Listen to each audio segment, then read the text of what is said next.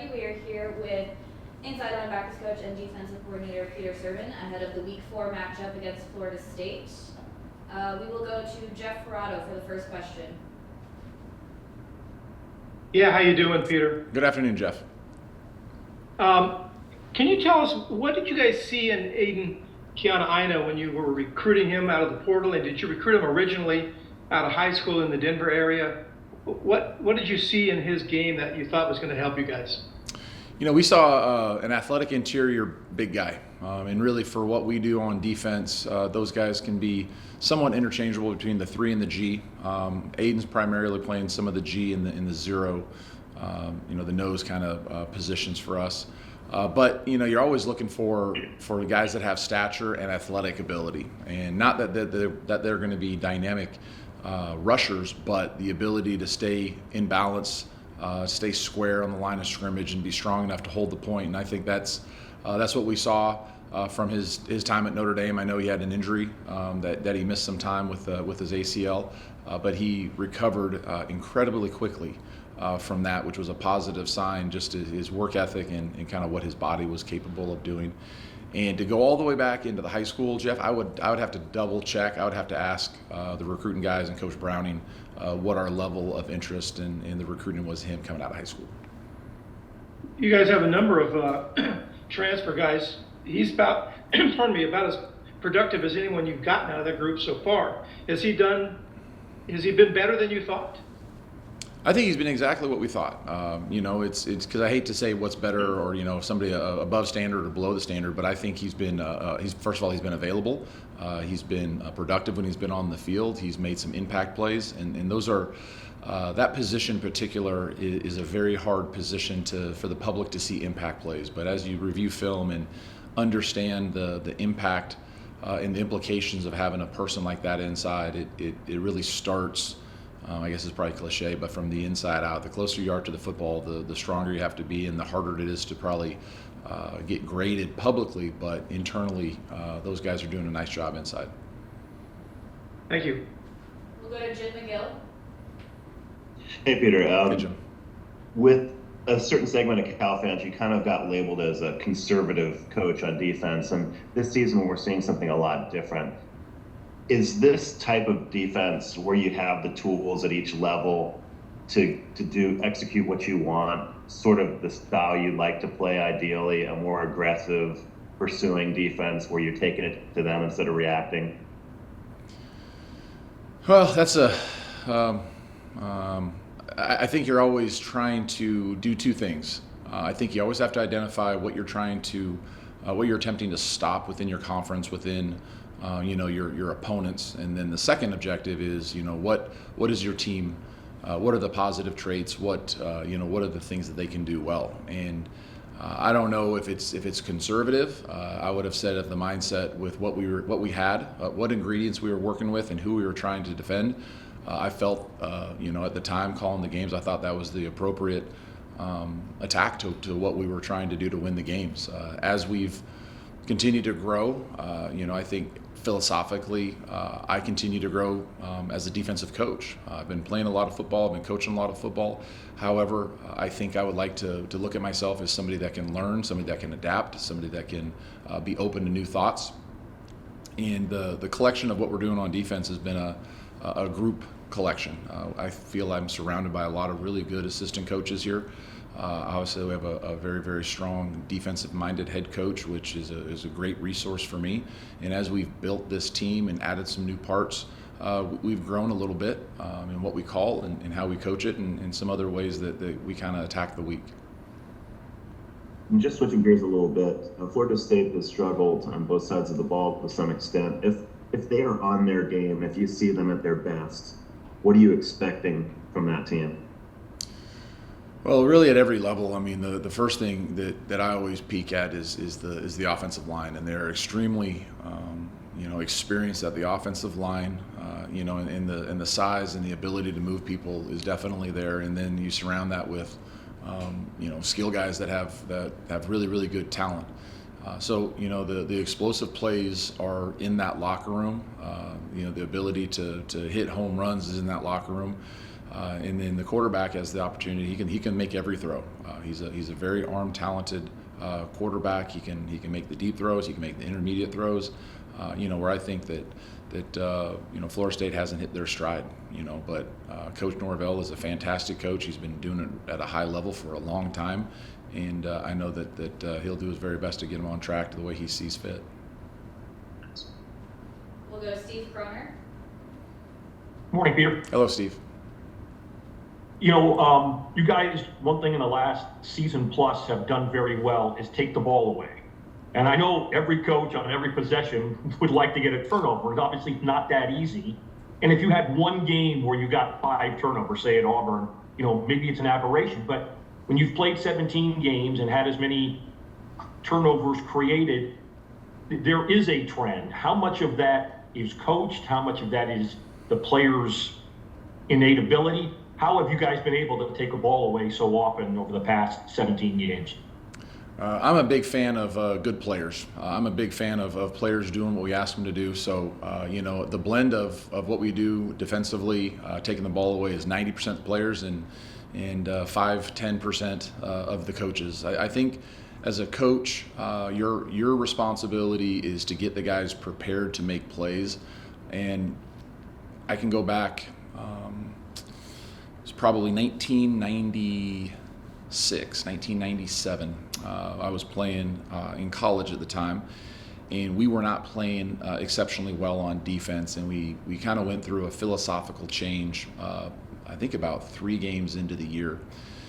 And when you're learning something for the first time, the amount of mental capital that it takes to do it is 100%.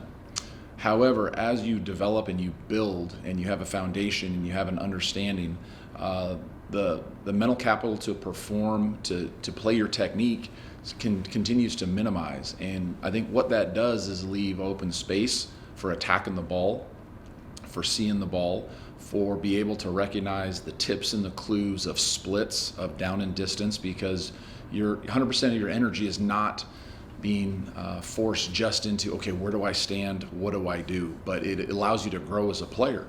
And then, the DBs have taken the ball away, and, it's sometimes you don't see DBs that can catch, but our guys have made some contested balls, and they've caught some, and Noel's gone up and high point a couple of them. There's been some tips, and then sometimes you get a run, and it's a good streak on the takeaways. Interceptions, man, zone. We've had some opportunities to play some zone, which gives us some vision eyes.